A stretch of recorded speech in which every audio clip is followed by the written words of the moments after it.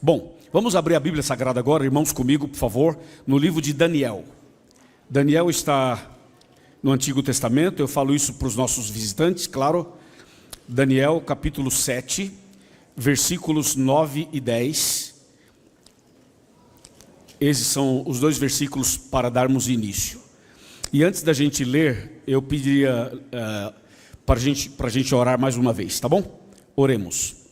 Senhor, nosso Deus e nosso Pai, vamos tratar de um tema muito importante. E não é um tema nosso, humano, é um tema bíblico, portanto divino. Que o mesmo Espírito que inspirou os teus servos a escreverem a Bíblia, que ele nos ilumine para entender a tua palavra e que nessa manhã sejamos todos abençoados.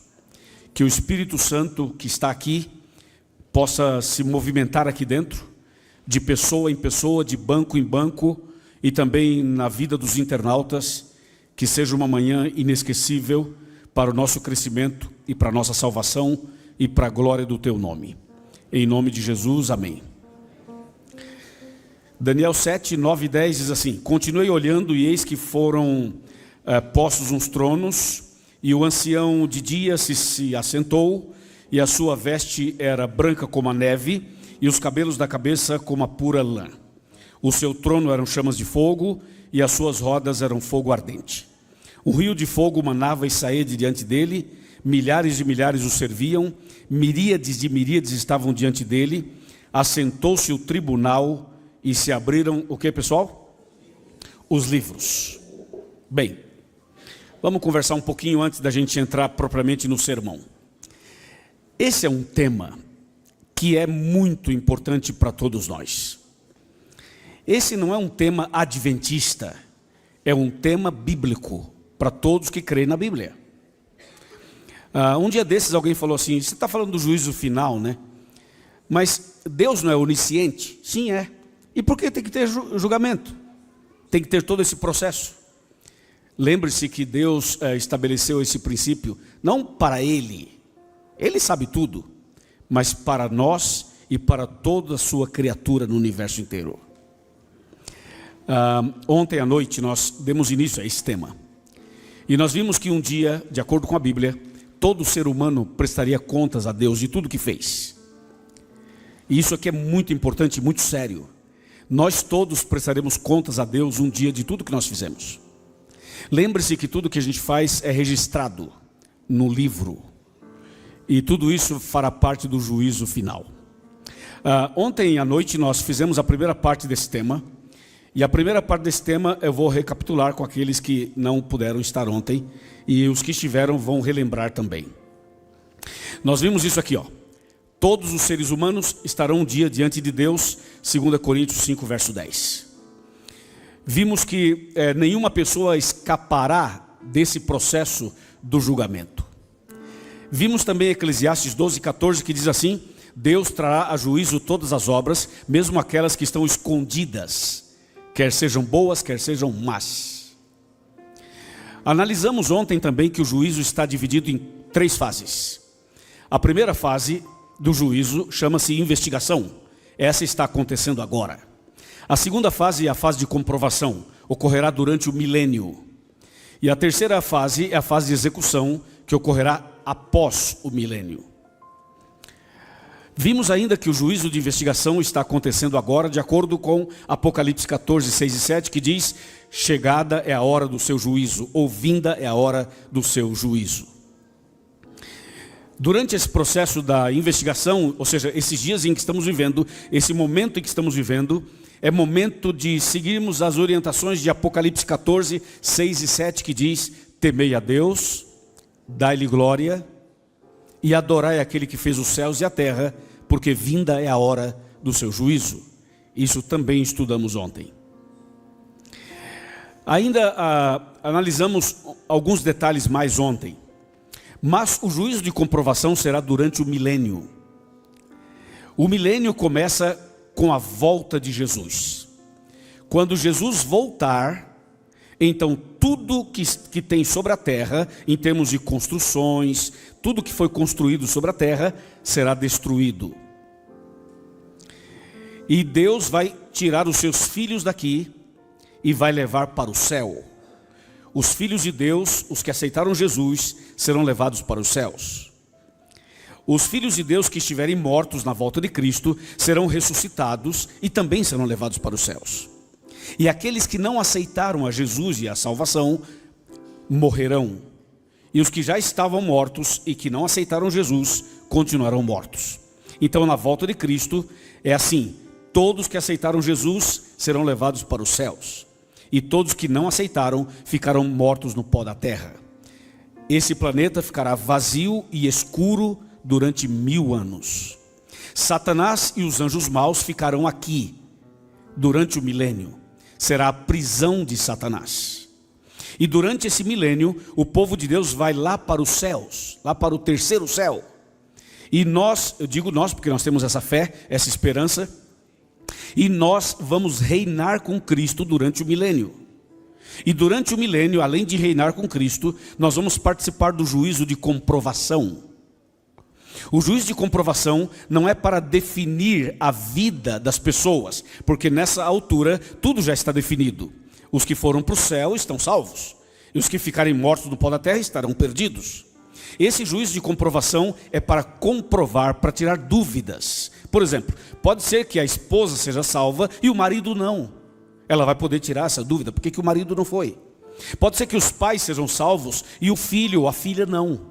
Pode ser que uma pessoa que você ama não seja salva, e pode ser que você seja salvo. Então, durante o milênio, nós vamos ter a oportunidade de fazer exatamente o que está nessa imagem aqui: comprovar por que esse aqui foi, aquele não foi. Caso haja alguma dúvida, isso será esclarecido durante o milênio. É a segunda fase do juízo. Esse juízo de comprovação, como estamos dizendo, o povo de Deus vai estar no céu e os ímpios no pó da terra. Depois do milênio, haverá o juízo de execução. Será somente a sentença final. Deus vai dar as palavras finais para os salvos e as palavras finais para os perdidos. Durante o milênio, lá no céu, nós vamos ter várias surpresas. A gente selecionou 3 delas. A primeira vai ser nós mesmos estarmos lá. A segunda vai ser pessoas que imaginamos que não iriam ou que não irão, elas poderão ir. E a terceira são pessoas que pensamos que estarão lá, poderão não estar.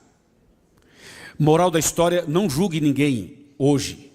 Não fica julgando ninguém por nada, porque nós não somos juízes e nem devemos fazer isso. É feio e é pecado. Então a Bíblia diz que todos estarão um dia diante de Jesus para receber a sentença final. O juízo de execução então será depois do milênio. Então Jesus vai dizer para os salvos: vinde benditos de meu Pai, e para os perdidos: apartai-vos de mim para o fogo eterno. Já já a gente vai ler esse texto para finalizar o sermão de hoje. E aí nós paramos aqui ontem, nessa pergunta. A pergunta foi: quem é quem no juízo final? E a gente fez aqui um testezinho, e os irmãos foram bem, mas percebemos que ainda faltava alguma informação. A pergunta é: quem é o juiz? Quem é o advogado? Quem é o acusador, o advogado de acusação? Quem são as testemunhas? Quem são os réus? E qual é a lei usada como norma para o juízo? Isso aqui é muito curioso. E o nosso tema de hoje está basicamente aí, responder esta pergunta. Nós criamos então o diagrama do juízo. Você tem na primeira coluna quem é quem. E aí você tem as 3 fases. Vamos ver se isso está claro. A primeira fase, a fase de investigação, está acontecendo quando? Agora. Agora eu vou precisar da participação de vocês. Eu queria que vocês participassem mesmo dessa reunião, tá bom? Desse estudo bíblico. A primeira fase é o juízo de investigação. Está acontecendo? Está fraco, está acontecendo? Muito bem. A segunda fase é a fase de comprovação. Vai acontecer quando? Durante o milênio. Muito bem. E a terceira fase é a fase de execução. Vai ocorrer quando mesmo? Depois do milênio. Agora vamos lá. Na opinião de vocês, quem é o juiz no julgamento final? Claro, a resposta é óbvia, é Deus. Só que tem uma curiosidade.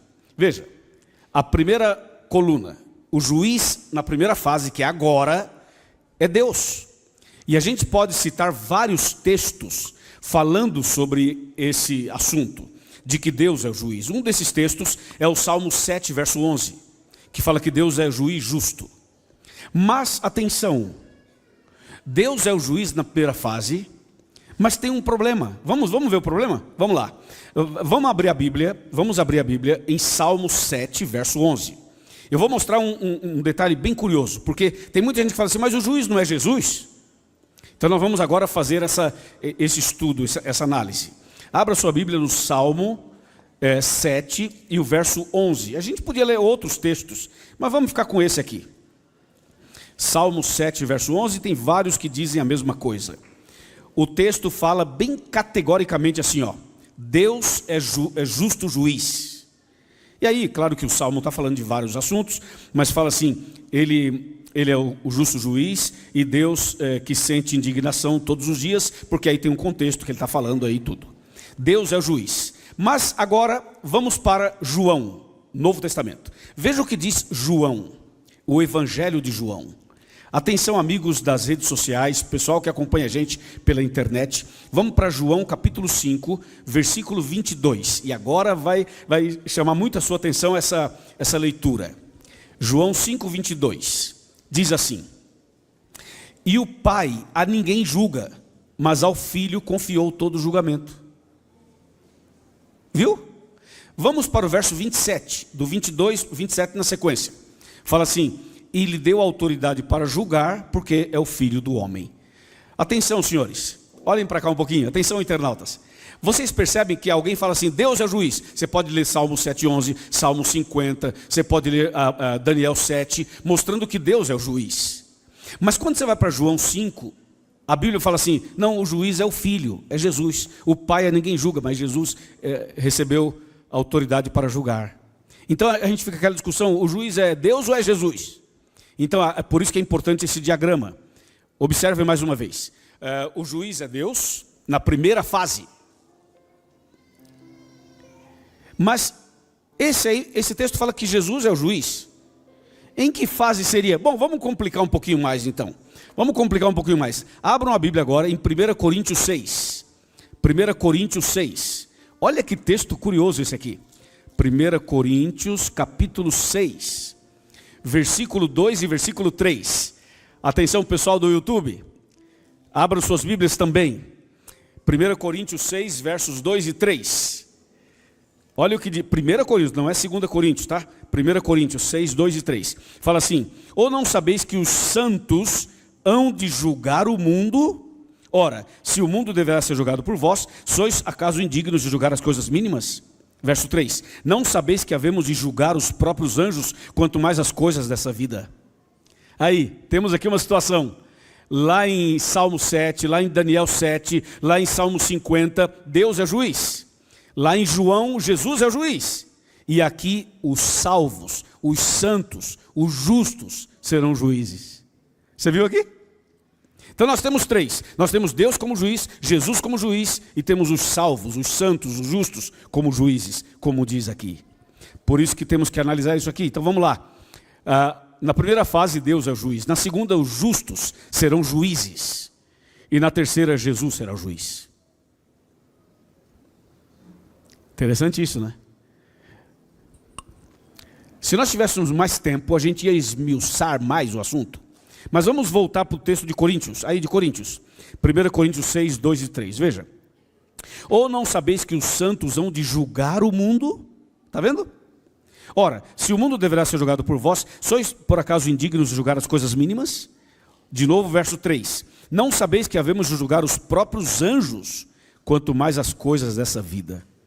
Esses anjos que vamos julgar, não são os anjos de Deus, são os anjos caídos. Sabe aquela velha pergunta? Por que o Satanás era um anjo bom e se tornou um anjo mau?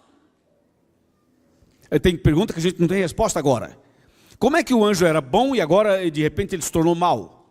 Deus não sabia? Por que Deus não fez isso? Por que Deus deixou de fazer? Aquela pergunta famosa. Então, aqui está dizendo assim, calma. Nós vamos julgar o mundo e os próprios anjos. Você vai saber sobre isso. Entendeu? Então vamos lá. O juiz na primeira fase é Deus. Na segunda serão os justos. Veja que os justos na segunda fase não estarão aqui em Brasília, hein?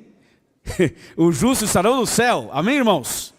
Então por isso que serão juízes. Não é juízes para decidir nada. Os justos não vão decidir nada, quem vai para o céu e quem não vai. Os justos vão comprovar. Lembra que a segunda fase é a fase de comprovação. Não é para definir se alguém vai se salvar ou não. Os justos, os seres humanos, não têm essa atribuição, não têm essa permissão, não têm essa autoridade para definir quem vai ou quem não vai. Por isso que os justos aparecem como juízes na segunda fase, que é só para tirar dúvidas e para saber por que esse foi e aquele não foi.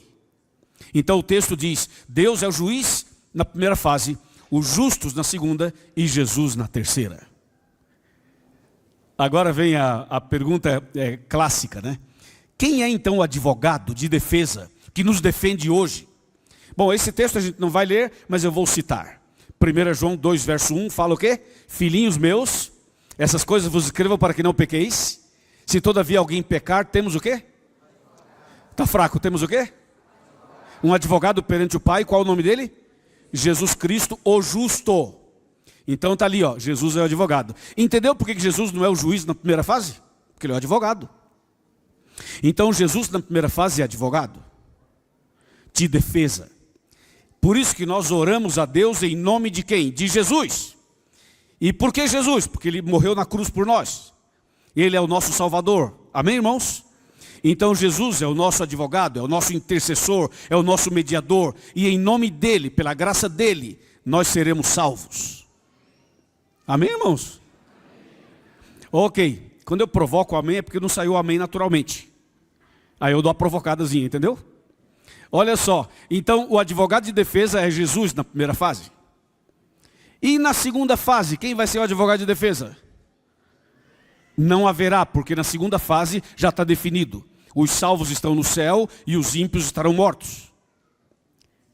E na terceira, também não haverá. E aqui vamos resolver um problema. Existem igrejas evangélicas que dizem, sabe o quê? Que durante o milênio, na segunda fase, haverá uma outra oportunidade. Já viram falar sobre isso? Isso não é bíblico. As oportunidades de salvação são dadas agora, enquanto estamos aqui. Enquanto estamos vivos, teremos centenas, milhares de chances. Mas depois da volta de Cristo, durante o milênio, não haverá mais chance de salvação. Quem se salvou, quem não se salvou, não se salvará mais. Por isso que durante o milênio não haverá advogado de defesa. E nem depois do milênio, porque tudo é definido agora. Se você pretende ir para o céu, se você pretende a vida eterna, tem que aceitar agora. Depois que morrer, ou depois que Jesus voltar, não dá mais. Ok? Muito bem. Agora, quem é o advogado de acusação? Sim, é o diabo, muito bem. Sabe onde está escrito isso? Está escrito em Apocalipse 12, versículos 9 e 10. Fala que ele acusa as pessoas de dia e de noite. Então, Satanás é o advogado de acusação. Mas tem uma pergunta. Na primeira fase, o diabo é o advogado de acusação. E durante o milênio, quem vai ser o advogado de acusação? Não vai ter, por quê? Leia para mim. Onde vai estar Satanás? Vai estar preso, amarrado. Já viram aquela frase? Está amarrado, está amarrado. Então, durante os 1000 anos, Satanás estará preso. Por isso não vai fazer nada. Está amarrado. E depois do milênio, vai ter advogado de acusação? Sim ou não? Ah não, essa aqui nós temos que ler. Abram a Bíblia, por favor, comigo. Atenção, pessoal do YouTube. Apocalipse 20, versículos 1, 2 e 3. Essa temos que ler. Apocalipse 20, versos 1, 2 e 3. Vejam como estudar a Bíblia é bom, é gostoso. Diz assim, Apocalipse 20, de 1 a 3. Então vi descer do céu um anjo que tinha na mão a chave do abismo e uma grande corrente. Ele segurou o dragão, que é a antiga serpente, que é o diabo e Satanás, e o prendeu por quanto tempo? 1000 anos. Agora escuta. E lançou-o no abismo e pôs selo sobre ele, para que não mais enganasse as nações, até se completarem os 1000 anos. Agora que vem o negócio. Depois disso, é necessário que ele seja o quê? Está fraco que ele seja o quê? Solto por pouco tempo. Ah, então quer dizer que depois do milênio, Satanás vai ser solto? Se ele vai ser solto, ele volta a perturbar um pouquinho. Então veja, Na primeira fase, o diabo é o advogado de acusação. Na segunda fase, ele está preso. Na terceira fase, ele vai ser solto por um pouco de tempo. Por que vai ser solto? Porque depois do milênio, os ímpios mortos serão ressuscitados. E Satanás vai ver toda a galera ímpia que fez a vontade dele diante dele. Então ele vai tentar alguma coisinha de última hora. É por pouco tempo. Então é assim. Na primeira fase é ele, na segunda está preso, na terceira ele volta como advogado de acusação. Estamos completando bem o quadro aqui, hein? Estamos completando.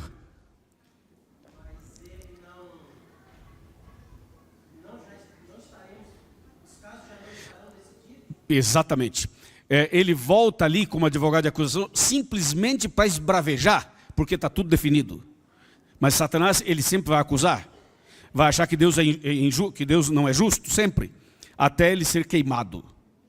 Depois do milênio ele vai ser queimado, aí sim. Mas ele volta ali por pouco tempo. Ele vai tentar invadir a cidade santa. Ele vai dizer para os ímpios assim: aí pessoal, nós já estamos perdidos, mas vamos invadir a cidade santa. Ele vai tentar ainda depois do milênio. E vai tentar influenciar as pessoas ímpias para fazer isso. Mas aí Deus vai agir como sempre. As testemunhas não tem dúvidas, né? Já coloquei os 3 de uma vez logo. São os anjos. Já leram sobre isso? Vamos ler. Vamos ler. A gente leu agora no começo Daniel 7, que já fala sobre os milhares de milhares. Mas vamos ler um outro texto em Apocalipse 5, verso 11. Apocalipse 5, verso 11. É um texto muito importante para dar luz a esse assunto. Apocalipse 5, verso 11, diz assim: vi e ouvi, Apocalipse 5, verso 11, vi e ouvi uma voz de muitos anjos ao redor do trono, dos seres viventes e dos anciãos, cujo número era de milhões de milhões, milhares de milhares. Esses muitos anjos são as testemunhas. Você sabe quem é que anota tudo que a gente faz aqui? Os anjos. Sabe que os anjos estão conosco o tempo todo? Sim. Então ninguém melhor do que eles para serem as testemunhas. Muito bem, agora vem uma questão também complicada para algumas pessoas. A pergunta é: quem são os réus? A resposta básica é todos, o ser humano. Está certa a resposta. Mas como que a gente pode colocar ali? Vamos ler um texto primeiro. 1 Pedro 4,17. 1 Pedro 4,17. Diz assim. Esse texto aqui vale a pena você anotar, caso você não o tenha feito ainda. 1 Pedro 4,17. É um texto esclarecedor, bem esclarecedor. Diz assim a palavra do Senhor. 1 Pedro, lembra que Pedro tem 2 livros, 1 e 2 Pedro. Vamos ler a primeira carta. Capítulo 4, verso 17. Diz assim: porque a ocasião de começar, olha a palavra aí, hein? A ocasião de começar o juízo pelo sambódromo? Não. Pelas casas noturnas? Não. Pelos barzinhos? Não. Pelas baladas? Não. A ocasião de começar o juízo por onde? Está fraco, por onde? A casa de Deus é o quê? É a igreja. Então o juízo começa por onde? Por nós. Não por aqueles que não conhecem nada da Bíblia. Começa por nós, diz o texto. Vamos ler de novo. Porque a ocasião de começar o juízo pela casa de Deus é o quê? É chegada. Ora, se primeiro vem por nós, olha só, se primeiro vem por nós, qual será o fim daqueles que não obedecem ao Evangelho de Deus? Você vê que o texto é bem interessante, né? Então aqui, ó, quem está sendo julgado hoje? Os justos. Quando falo justos, eu me refiro àqueles que foram justificados por Cristo, aceitaram Cristo, se entregaram, se batizaram, são servos de Deus. Ou seja, todos que estudam a Bíblia, que aceitam Cristo, entram aqui. Estão sendo julgados na primeira fase. Claro que automaticamente aqueles que não aceitaram estão na condição de perdição, mas pode se converter amanhã, depois de amanhã. Ok? Então isso tudo pode acontecer. Mas veja, durante o milênio, serão os ímpios. E depois do milênio serão todos. Assim formamos o quadro. E finalmente, a lei. Aqui temos um assunto interessante, né?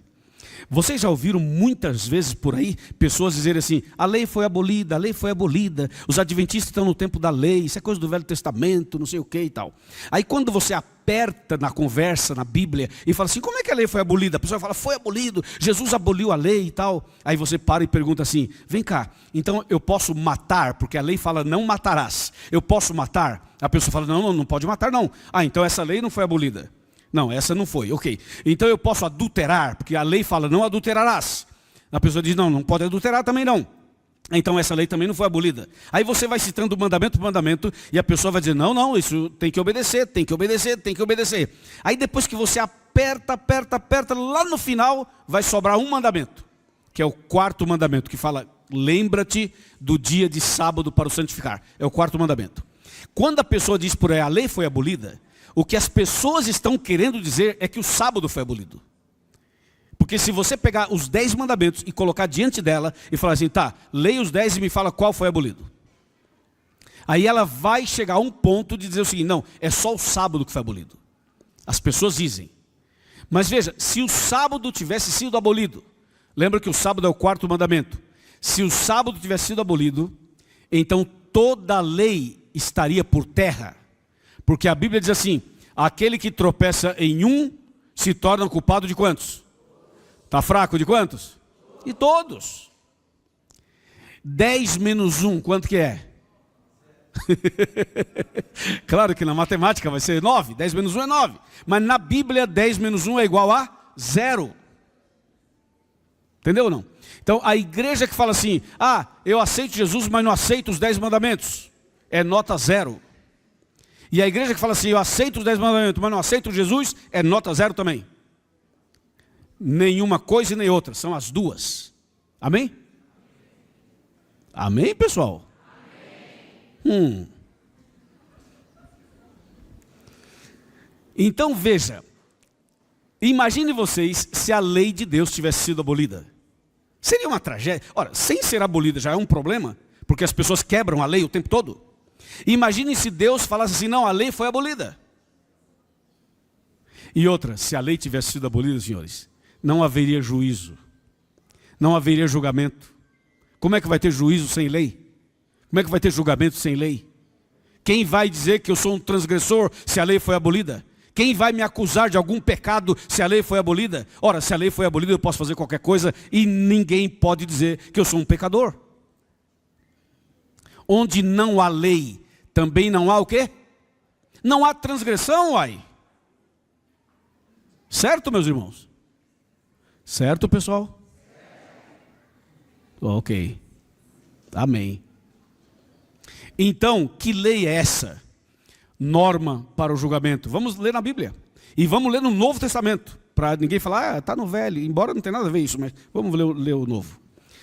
Estamos em Pedro? Estão com a Bíblia aberta em Pedro? Um pouquinho para trás de Pedro, voltando alguns livros não, voltando um livro, é vizinho. Vamos para Tiago. Tiago é vizinho de Pedro. Tiago, capítulo 2.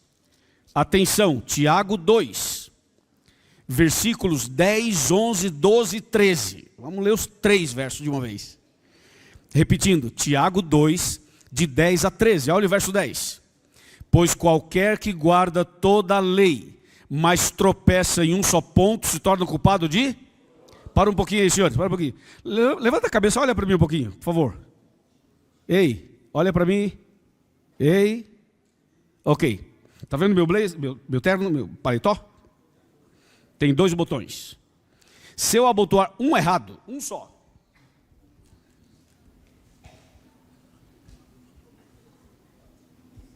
não tirem foto.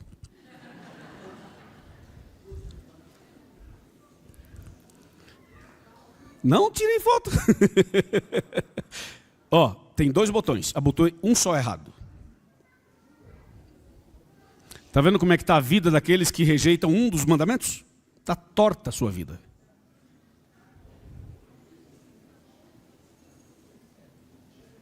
Vamos resolver esse problema, né? Voltemos para Tiago 2,10. Pois qualquer que guarda toda a lei, mas tropeça em um só ponto, se torna culpado de quantos? Olha para mim, irmãos, de quantos? Dá para falar mais alto? Culpado de quantos? Oh, gente, de todos. Verso 11. Porquanto aquele que disse, não adulterarás, também ordenou, não o quê? Matarás. Ora, se não adulteras, porém matas, vens a ser o quê? Para um pouquinho aí. Antes que alguém venha me dizer que eu estou lendo um texto que não fala dos 10 mandamentos, aqui você viu que é citado aqui, pelo menos aparece aqui, 2 mandamentos. E onde estão esses 2 mandamentos? Nos 10. Então eu estou dentro do contexto. Verso 12. Falai de tal maneira, e de tal maneira o que, pessoal? Procedei, como aqueles que hão de ser, mais alto, hão de ser? Julgados pela lei da liberdade. Então essa lei aqui é a norma do juízo. Que lei? Os 10 mandamentos. Olha o verso 13. Porque o juízo é sem misericórdia para com aquele que não usou de misericórdia. E a misericórdia triunfa sobre o juízo. Que tremendo isso, né? Então, olhando aqui para o nosso quadro. Aí, ó. Qual é a lei usada para o juízo? Os 10 mandamentos. E são eternos. Para sempre. Você viu que curioso isso aqui? Agora eu vou interagir com vocês. Eu queria que vocês fizessem comigo assim, tipo... Sabe quando você ouve uma mensagem... Aí depois você vê o que você está estudando, a gente está ouvindo, está vendo, e quando você fala e ouve a sua própria voz, você absorve melhor. Agora nós vamos fazer aqui uma geral aqui, para ver se esse negócio ficou certo ou não ficou. Eu vou apagar. E agora só vai aparecer se você acertar. Agora é a hora da prova. Atenção, quero ver o povo de casa, os internautas e os jovens, os adolescentes, todo mundo aqui participando comigo. Vai lá.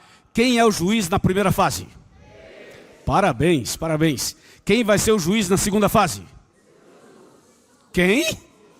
Ah, bom, me deram um susto agora. Ok. E quem vai ser o juiz na terceira fase? Parabéns, nota 10 para essa classe. Quem é o advogado de defesa hoje? Jesus, muito bem. E na segunda fase? Não haverá. E na terceira fase? Não haverá, muito bem. Quem é o acusador na primeira fase? Satanás, o diabo. Onde vai estar ele durante o milênio? Preso. E depois do milênio? Satanás de novo. Quem são as testemunhas nas 3 fases? Os anjos. Muito bem. Quem está sendo julgado agora? Os justos. Quem será julgado durante o milênio? Os ímpios. E quem vai ouvir as palavras finais, a sentença final depois do milênio? Todos.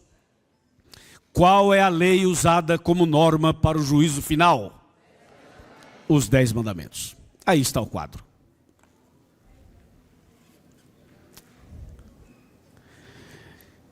Como é que vai ser esse assunto no final de tudo? Vamos ler o último texto de hoje. São Mateus, Evangelho de Mateus. Você pode deixar, Marcão, pode deixar essa imagem aqui, por favor? Que tem várias pessoas tirando foto. Pode deixar aí. Vamos então para Mateus capítulo 25. Evangelho de Mateus capítulo 25. Vamos ler o versículo 34 e o versículo 41. Mateus 25, 34 e 41.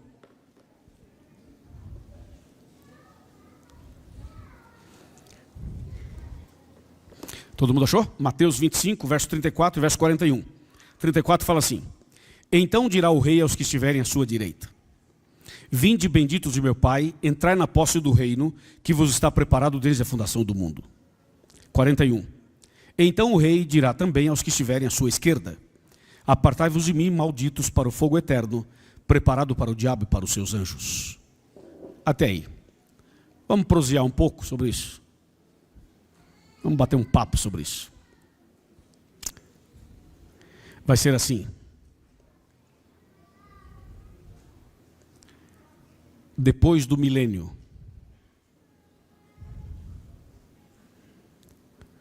quando todas as comprovações tiverem sido concluídas, Jesus vai descer aqui outra vez, depois do milênio. E vai colocar os seus pés sobre o Monte das Oliveiras. Zacarias 14, de 1 a 4. O monte vai se fender ao meio e vai virar uma planície. Em seguida vai descer sobre esse mesmo lugar uma cidade. Uma extraordinária cidade. O nome dela? Nova Jerusalém. Uma cidade feita, construída por Deus. Ela foi construída de ouro puro. Apocalipse 21 traz detalhes sobre ela.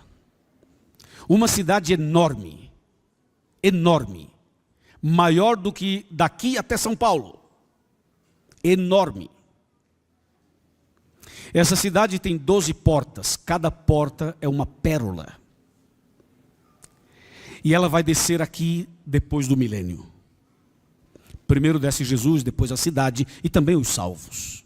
Os salvos que vão passar 1000 anos lá em cima vão descer aqui depois do milênio. E quando esse dia chegar, a terra inteira será iluminada outra vez. Então Jesus vai se posicionar e vai ressuscitar os ímpios. E naquele dia, Jesus vai ter de um lado os salvos e do outro lado os perdidos. Uma multidão incontável. Todos os seres humanos que já nasceram nesse planeta estarão vivos naquele dia. Os salvos de um lado e os perdidos do outro. Então Jesus vai fazer a execução do juízo. Jesus vai olhar para os salvos. Vai olhar para você, meu irmão. Para você, minha irmã. Para você, internauta. Para cada um de nós. Os salvos. E Jesus, com um brilho dos olhos, com uma paixão no coração, vai abrir os braços, olhando para você, e vai dizer assim: vinde benditos de meu Pai. Recebei por herança o reino que vos está preparado desde a fundação do mundo. Mas também Jesus vai se virar para os ímpios e vai dizer assim para os ímpios: meus filhos, eu criei vocês, eu amei vocês, eu morri por vocês, ressuscitei por vocês, intercedi por vocês, mandei o Espírito Santo por vocês, mandei meus pregadores pregarem para vocês, eu fiz tudo por vocês, mas vocês não me aceitaram, né? Agora é tarde demais, já não posso fazer mais nada. E aí, Jesus não é advogado. Nessa ocasião, Jesus não agirá como advogado. Advogado é agora. Mas depois do milênio, nessa ocasião, Jesus vai falar como juiz. E como juiz, ele vai dizer para essas pessoas: agora é tarde demais. Já não posso interceder por vocês. Apartai-vos de mim para o fogo eterno, preparado para o diabo e para os seus anjos. Essa é uma frase dura. E Jesus vai dizer isso com lágrimas na voz e com lágrimas nos olhos. Jesus vai dizer isso chorando.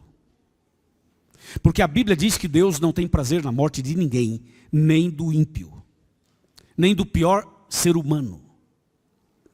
E quando Jesus pronunciar estas palavras, que serão palavras de juízo final, de sentença final, de condenação final, ele vai fazer questão de dizer: esse fogo e esse enxofre não foram preparados para vocês. Uma palavra importante: Jesus nunca preparou fogo para ninguém. Jesus nunca preparou enxofre para ninguém.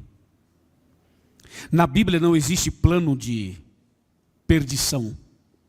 Na Bíblia não existe plano de condenação, sabia? Na Bíblia só tem um plano. É o plano da salvação. Quando Jesus pronunciar a sentença final, Jesus vai ser claro ao dizer assim: apartai-vos de mim para o fogo, mas esse fogo não foi preparado para vocês. foi preparado para o diabo e para os seus anjos. E naquele momento, antes que a execução seja realizada, antes que as pessoas sejam eliminadas, Jesus ainda vai dar a oportunidade de cada ímpio relembrar as chances que teve durante toda a sua vida. Tudo isso faz parte do juízo. Então, as pessoas perdidas vão poder relembrar as chances que tiveram, as oportunidades que tiveram. Eu acho isso sim muito forte e muito transparente da parte de Deus. Cada pessoa perdida vai relembrar todos os momentos, desde a infância até aquele momento ali. E todas as chances irão aparecer diante de cada um. Cada um vai ver a sua própria história. É como se fosse um filme. É como se fosse um filme da própria vida. Imagina a sua vida passando diante de você. Imagina você assistindo o filme da sua história. Aí vai aparecer aquele momento em que alguém lhe convidou para ir à igreja e você não quis. Aquele momento que alguém lhe ofereceu um estudo bíblico e você não quis. Aquele momento que você poderia se batizar e você não quis. Aquele momento que você poderia abandonar os vícios e você não quis. Aquele momento em que você esteve na igreja e pôde decidir, mas não decidiu. Aquele momento em que alguém te chamou para ver a TV Novo Tempo e você não quis nada, não quer saber de nada. Você queria saber de outras coisas e foi deixando passar o tempo. E tudo isso vai passar diante dos perdidos naquele dia. Para que não haja nenhuma dúvida. Assim como os justos durante o milênio vai participar da comprovação, para que não haja nenhuma dúvida. Assim como os salvos irão analisar por que esse foi, aquele não foi, tirarão todas as suas dúvidas. Depois do milênio, os ímpios também irão relembrar todas as chances que tiveram e toda a história de cada um vai passar diante de si. E depois que tudo isso acontecer, o próprio Satanás vai ver o filme da vida dele, porque o Satanás, quando se rebelou, assim que ele se rebelou, Deus deu chances a ele para que ele se arrependesse. E depois que tudo isso acontecer, vai acontecer aquela cena que para mim me impressiona. Eu posso pregar 1 milhão de vezes, não vou me cansar de falar sobre isso. Vai acontecer aquela cena incrível que está registrada em Filipenses 2, que diz assim: então todo joelho se dobrará.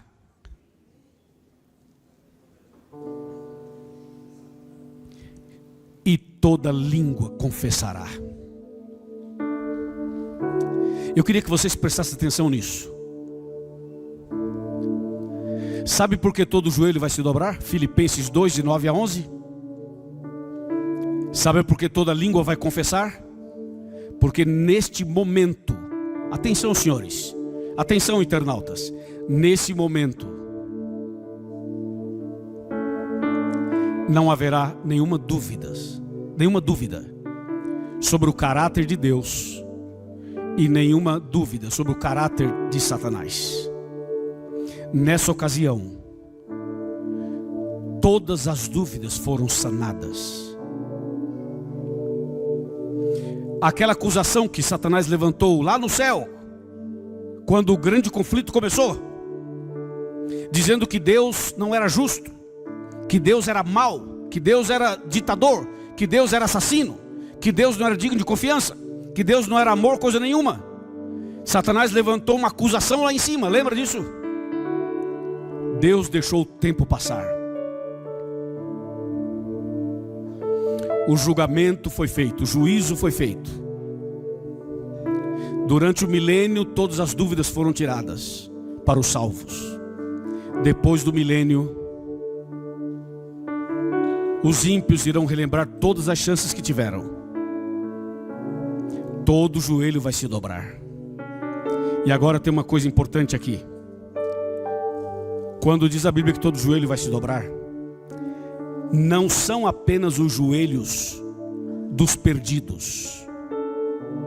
Na hora de dobrar os joelhos, o universo inteiro, onde tiver um ser criado por Deus, o ser humano, seres de outros mundos não caídos, todo o universo vai se ajoelhar.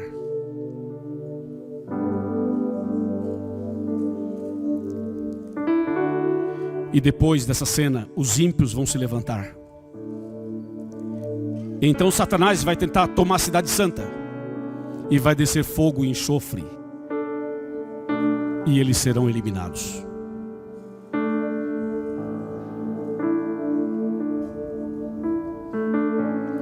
Naquele momento em que os ímpios serão eliminados,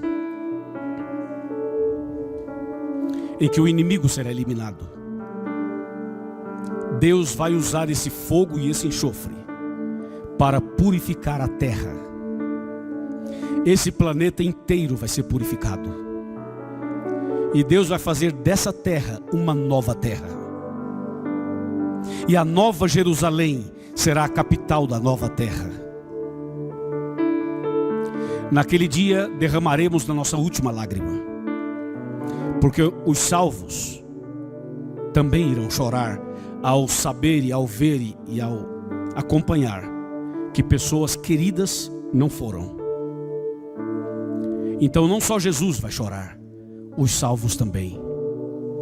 Derramaremos nossa última lágrima, e aí vai se cumprir Apocalipse 21, verso 4, que diz: Deus vai enxugar dos seus olhos toda lágrima, e a morte já não existirá. E então aí começa a vida eterna, que eu amo falar, que eu gosto de falar, que tem vídeos nos meus canais aí sobre esse assunto, e vou falar sobre isso até morrer, sobre a vida eterna. Eu quero que você tenha paixão pelo céu, paixão pela vida eterna. Eu quero que você se emocione essa manhã. Eu quero que você se derreta perante Deus essa manhã. Muitas pessoas ouvem um tema como esse e não sentem nada, sabia? Mas quando assiste um filme, chora. Quando escuta uma música, chora. Quando vê um videozinho no TikTok, se emociona.